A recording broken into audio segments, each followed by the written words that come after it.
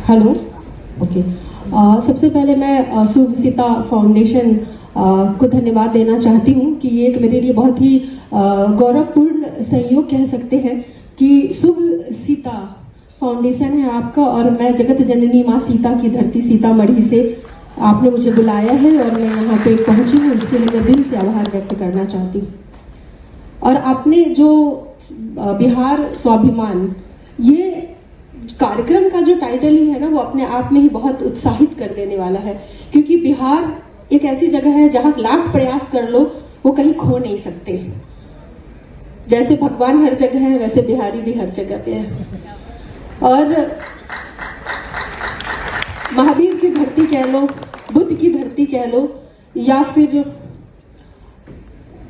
गांधी की जर्नी जो, और संभवतः 2030 में ये लागू भी हो जाएगा, तो मैं इस चीज को लेके वरीड भी थी, क्योंकि आमतौर पे क्या होता है, जब तकनीक नहीं है तो हम शब्दों से महिलाओं के चरित्र को बातें करते हैं कि अरे उसको वोट मत करो, उसका तो ऐसा चरित्र है या ये ऐसा है। लेकिन जब जमाना डीप फेक और एआई का है, आर्टिफिशियल इंटेलिजेंस का, जहां पे चीजें साफ बदल जाती हैं, तो ये ऐसा है जहां मुझे लगता है कि सरकार को करे से करे नियम बनाने चाहिए कि एक महिला अगर अपने दम पे राजनीति कर रही है, ईमानदार है, चीजों को लेकर के संवेदनशील है, और वो एक बेहतर राजनीतिज्ञ हो सकती है, एक बेहतर समाज सेवी हो सकती है, उसको आप लास्ट में ये होगा कि इस तरह की चीजें जो है वो डीप फेक और एआई को लेकर के लाया जाएगा कि अगर किसी तरह से न गिरा सको तो इस तरीके से गिराओ, ये प्रयास होगा। इसके लिए बहुत जरूरी है कि प्रशासन और शासन कितने संवेदनशील होकर के कितने सख्त कानून बनाते हैं वो बनाएं, और महिलाएं जब चुनाव के लिए अपनी कैंपेन कर रही हो तो इस बात को भी प्रमुखता से रखें कि ऐसी कोई चीजें मेरे लोकप्रियता को देखते हुए मुझे गिराने के लिए इस समाज के पास कुछ नहीं बचेगा, तो ऐसी चीजों का वो इस्तेमाल करेगा। लेकिन आपको नीडर होकर के अपनी बातें समाज के सामने रखनी है कि आप तैयार रहो कि ऐसा हो सकता है। पहले से अपने गांव वालों से जब आप संवाद करते हो चुनाव के दौरान, अलग अलग जगह पे, बस्तियों में, गांव में, टोले मोहल्लों में जब आप संवाद करते हो, तो उस संवाद में इन चीजों को पहले से इंक्लूड करके बता के रखना चाहिए कि ऐसा हो सकता है।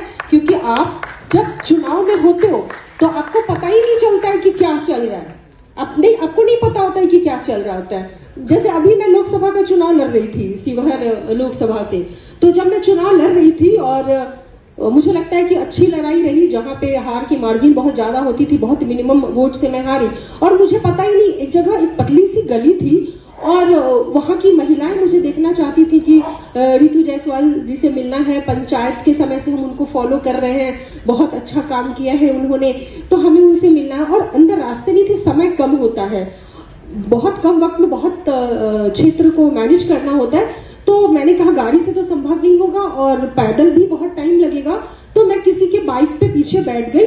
मैंने साड़ी पहनी हुई है, सर पे पल्लू है, चेहरा बिल्कुल टर्न ब्लैक हो चुका है, और हम बस गए और महिलाओं से मिलते हुए उनके फूल माला और प्रेम को लेते हुए वापिस आ गए। और पीछे से सोशल मीडिया पे बुलेट पे जीजा करके गाना वो चलाया जा रहा है। मतलब सोचो, कुछ भी नहीं है, आप बिल्कुल साधारण तरीके से साड़ी पहन के हो, तो लोगों को वक्त नहीं लगा। तो अगर मजबूत महिला है, आपको गिराने के लिए वो किसी भी लेवल तक जा सकते हैं। पर मैं महिलाएं जो उपस्थित हैं उनसे यही कहना चाहती हूँ कि आप घबराना मत। जहां चरित्र और आपके करियर की बात हो, चरित्र को पकड़े रहना, करियर को चाहे छोड़ देना, क्योंकि एक महिलाओं के लिए वो बहुत इंपॉर्टेंट है। कभी भी कॉम्प्रोमाइज करने की जरूरत ही नहीं है। ये जरूरत ही नहीं है कि किसी सस्ती चीज के लिए, सस्ती लोकप्रियता के लिए, किसी चीज को पाने के लिए कभी भी कॉम्प्रोमाइज करने की जरूरत नहीं है। आप काली हो, आप शक्ति हो, आप वो हो जो पुरुष आप पे इल्जाम लगाते हैं। आपका घर भी उस पुरुष को जन्म दिया है, 9 महीने पेट में रख के, इस बात को नहीं भूलना है। उस पुरुष को आपने जन्म दिया है, तो उन्हें मानसिकता बदलनी पड़ेगी। महिलाएं उभर के आएंगी, रिजर्वेशन के बाद भी आई हैं, मिलेगा तो और आएंगी, और जैसे वो अपने परिवार को चलाती हैं वैसे वो राजनीति को चलाएंगी, देश को चलाएंगी। बहुत सारे लोगों ने इसको किया, इंदिरा गांधी और तमाम लोगों ने, तो वो बिल्कुल जन्म लेती रहेंगी, कभी गांधी मरेगी नहीं। और ये भी माना जाता है कि कोई भी सोसाइटी का विकास तब होता है जब वहाँ की महिलाएं जो है उनका विकास हो, वो पढ़ी लिखी हो, वो बिजनेस में हो, वो कामकाजी हो, वो घर से बाहर निकलते हैं, तभी जो है उस सोसाइटी का डेवलपमेंट होता है। बहुत बहुत धन्यवाद जी। बहुत सही बात आपने कही है कि आईफोन लेना हुआ अब आसान। परवेज मोबाइल में सभी ब्रांड का mobile, fridge, washing machine, LED TV, battery, inverter EMI पर मिलता है। आधार कार्ड, पैन कार्ड या क्रेडिट कार्ड लेकर आएं और अपना मनचाहा सामान लेकर जाएं, वो भी आसान किस्तों में। Parvez electronics and mobile, Kadma Chandni Chowk. 72 61 88 9 786।